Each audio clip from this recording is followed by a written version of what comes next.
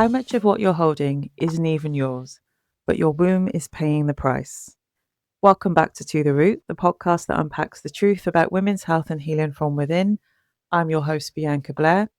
Today we're talking about something a lot of us carry but rarely speak about, and that's emotional stress. The pressure to be strong, the burdens we've buried, the constant hustle to keep going, even when our bodies are begging us to slow down.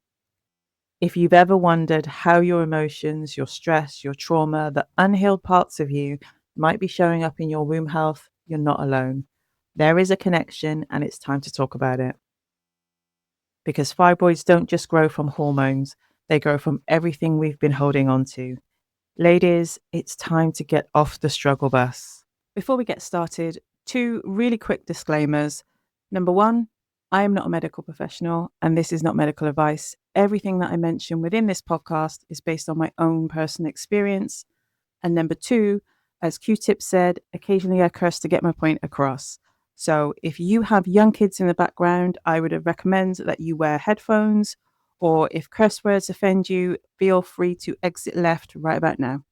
Okay, let's get into it.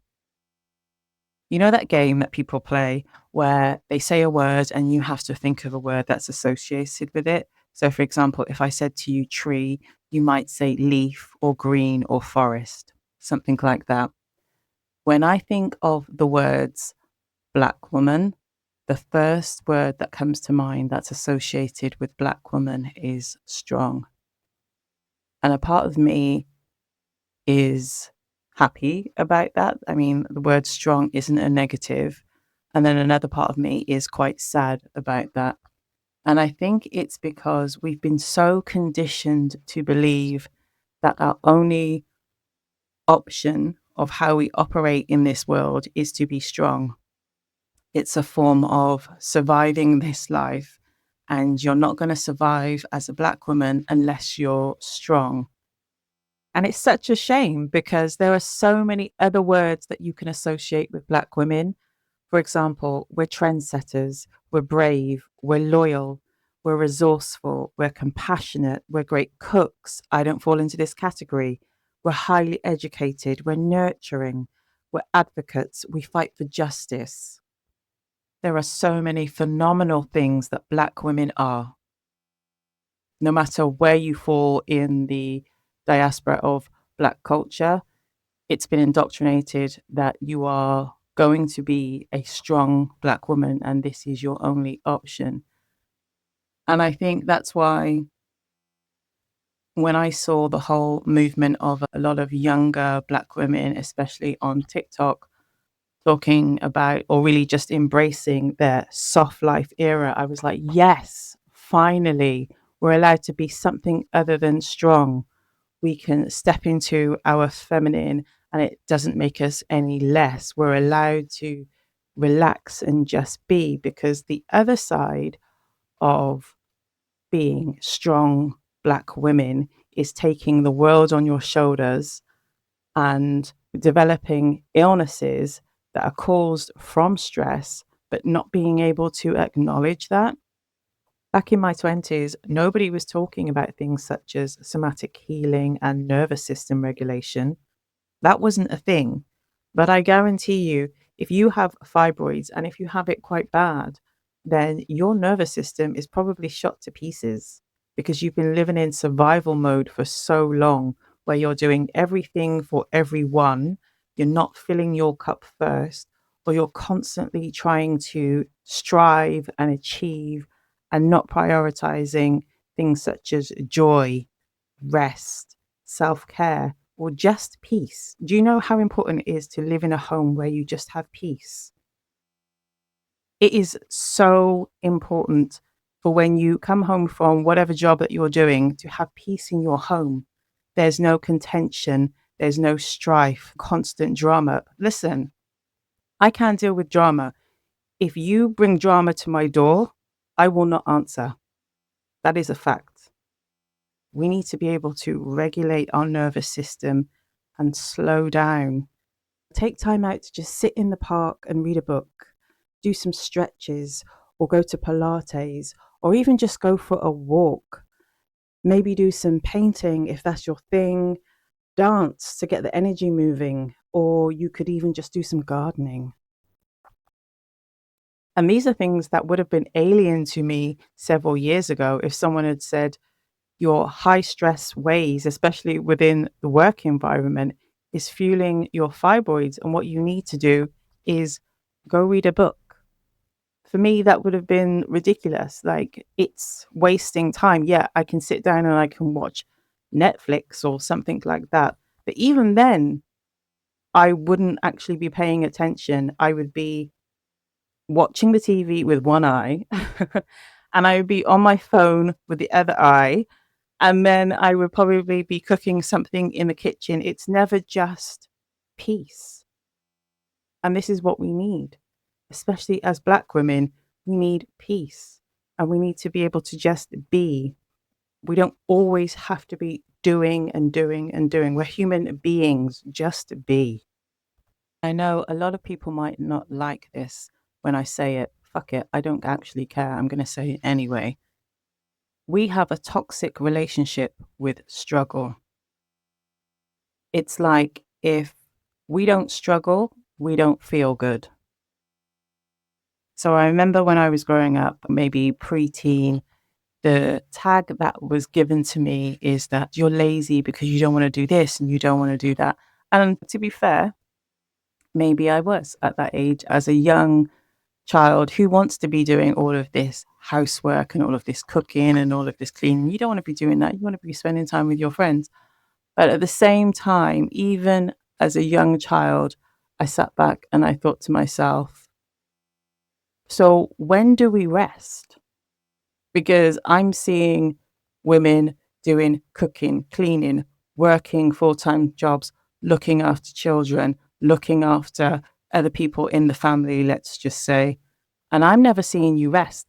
The only time I'm seeing you possibly rest is when you take a holiday. But even then, you're stressed. So when are we allowed to just be? I saw my friends from other cultures where women were allowed to rest. Women were allowed to just do nothing, and that was okay. That wasn't seen as a negative. Some of my friends, their mums didn't even cook, never mind clean, no shade, but it was okay for them to just be and just, take time out. I never really saw that within my culture. And I still to this day don't really see that much. So it's an anomaly when I do see Black women online and they're saying, I'm in my soft girl era. And I'm like, I'm here for it. I'm here for this because we need to be able to rest. A lot of it is things that have been passed on generationally. It's not actually our fault. But when you become an adult, and especially if you're dealing with health conditions, you really do have to sit back and look at the situation and say, is this way of life and this belief serving me? Because if it isn't, it's time to let it go. So hear me and hear me good when I say this. Women with fibroids, it is time to get off the struggle bus, stand up, ring the bell, and get off. It is not serving you to constantly be striving and struggling. We don't need to do this. Our default mode doesn't have to be struggle. We can be soft, we can be playful, we can be full of joy, we can be feminine. We don't constantly have to be in survival mode. Even when we go into the workplace, especially within the corporate world, there are so many things that we have to deal with that are kind of hidden but seen, if you know what I mean. I know a lot of women of color that can relate to having to work twice as hard as somebody with less experience than you because you're not allowed to make mistakes. Okay. It's okay for maybe Josh. It's okay for Emily, let's say. But for you, you can't make mistakes. And you know that. So you always have to be on point. And that creates so much tension within the body that completely wrecks your nervous system because you're living in survival mode. And this was me for a very long time because naturally in your career, you're wanting to get ahead, you're wanting to progress. This is what you went to uni for. This is what you took all of those terrible jobs in bad environments for climb that perceived ladder. But the fallout from that is you're always having to be perfect, and nobody is perfect. You need to take time out, and it is okay to do nothing. I regularly now do nothing and I feel no guilt. I feel no shame. And it's simply because I'm listening to my body. If I need to stop and have a day where I'm just taking care of me, that is a good day. It's not wasted. I don't need to be productive 24/7. So, regardless of what other people are saying about you and using manipulation tactics such as you're selfish, you're unwilling, and all of those things that people say to try to get you to do more than is necessary, and pushing your boundaries and making you feel burdened when you really and truly shouldn't, you need to let that go. It's not to say that you don't help people and that you aren't kind and that you aren't compassionate. But if you're constantly giving and giving and giving, then what is left for you? In my opinion, it is always better to give without resentment. And that's giving of your time, giving of your energy, your money, whatever it is. It's better to do that. So if you don't have it in your cup to give, then why are you forcing yourself to give it? That's not selfish. That's just common sense. In my opinion, we take on far too much. We're cooking, we're cleaning, we're raising the kids, working full time, in part-time education, potentially looking after a sick relative, in one-sided relationships, doing 3 jobs for half a person's pay. It's like, when do we get time to just be? If you haven't done so already, I urge you to read the book, The Body Keeps Score. I'm not going to mention the author's name because I will probably butcher it, but you can just have a look at that title on Audible or Amazon. It's quite widely known, so you'll find it. And it talks about how we hold on to trauma and emotional stress within our body. And it's my belief that in terms of fibroids, it's all of the things that we're holding on to and suppressing. And yes, we may not be voicing it, but our body is sensitive to our emotions and our energy, and it has to go somewhere. And unfortunately, it's stored in the womb and it manifests as fibroids. And I know a lot of women will be like, this is bullshit. And I would have been one of those women 10 years ago. I will be honest and say, I would have been right there with you. But over time, I've come to realize that it's not just food, it's not just toxins, it's also our emotional state. And our emotional state affects our nervous system, also affects our hormones, and everything is connected. So this is why I never ever advocate for healing silos or little parts of you. So just cut out meat and you will get rid of fibroids. Okay, you may shrink them for a time and then you're going to manifest something else in a different area, because maybe it isn't just about meat. It's also about the way that you think and your belief and how you're managing your emotions. I feel quite confident when I say this, that if you speak to a lot of Black women about fibroids, the first thing they will say is, oh, you have to cut out meat because you're not alkaline and you need to cut out dairy. And they will mention things such as, oh, well, fibroids are caused by toxins because we used to relax our hair and this is what happens. Yes, all of those things are contributing factors to the growth of fibroids. They most definitely are.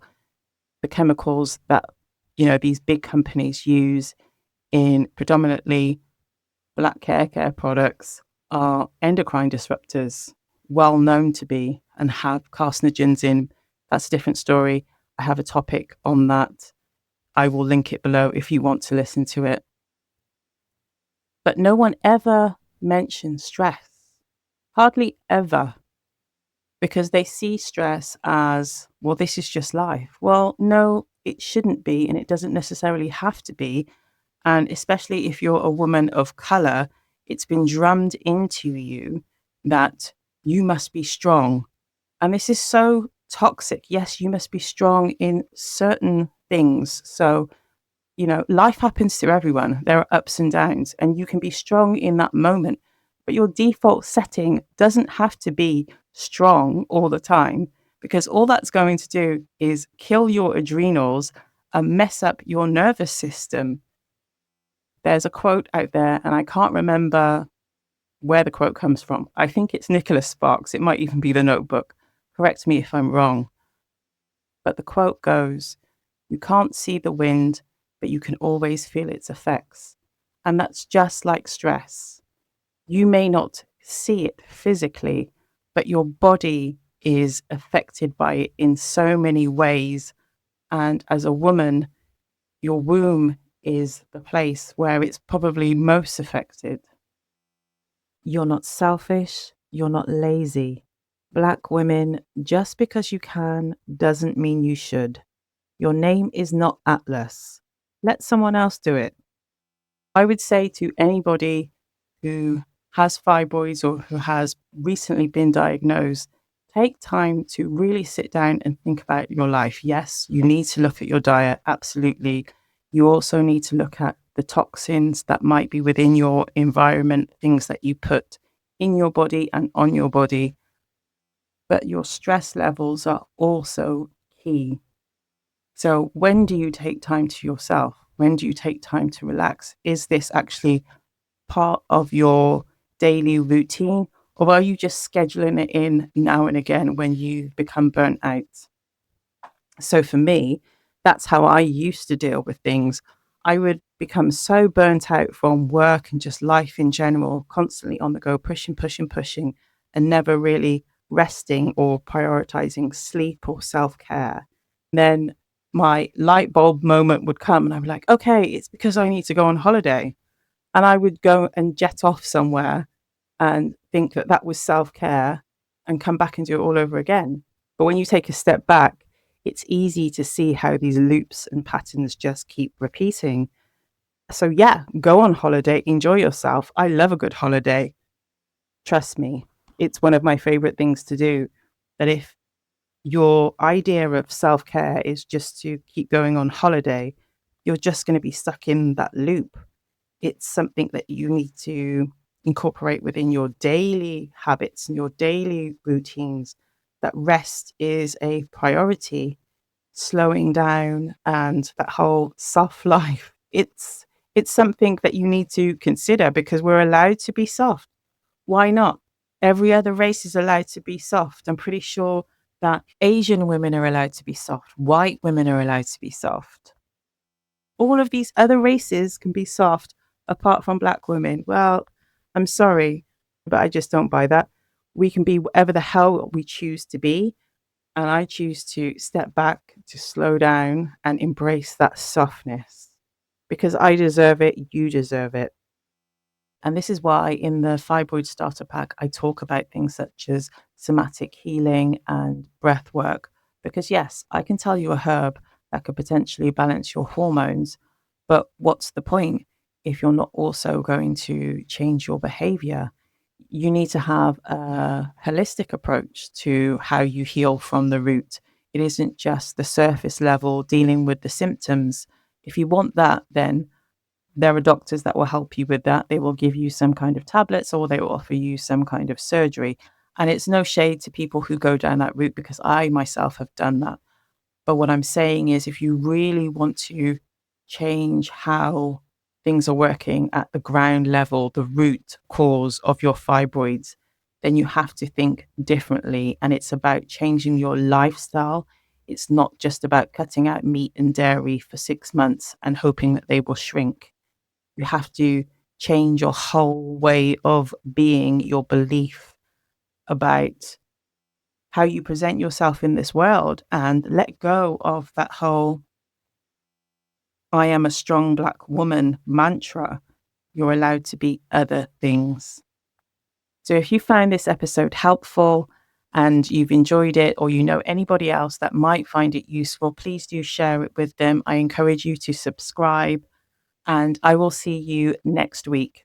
Until then, take care.